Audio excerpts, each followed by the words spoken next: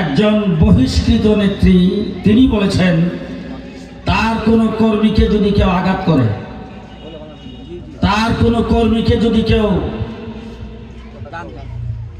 যদি কটু বাক্য উচ্চারণ করে, কেউ যদি অবহেলা করে, তাকে জানাইতে বলছেন তিনি সেটার অ্যাকশন নেবেন।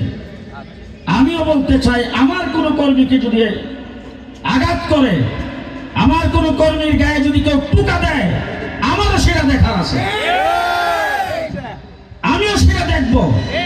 যে নেত্রী কথা বলেছেন তার জানা উচিত তার জীবনের বয়স থেকে আমার রাজনৈতিক বয়স অন্তত 7-8 বছর বেশি। আমি 90-এর দশকে তার বাবার সাথে রাজনীতি করেছি। তার বাবাকে শ্রদ্ধা করে আমি দাদা ভাই ডাকতাম।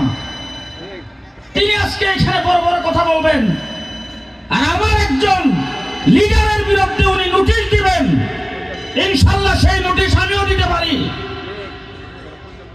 আমরা এখন যত প্রোগ্রাম করতেছি সমস্ত প্রোগ্রামগুলি সুখ সভা, স্মরণ সভা, দোয়ার মাহফিল, কিন্তু নির্বাচনী কার্যক্রম তো শুরু হবে 22 তারিখ থেকে।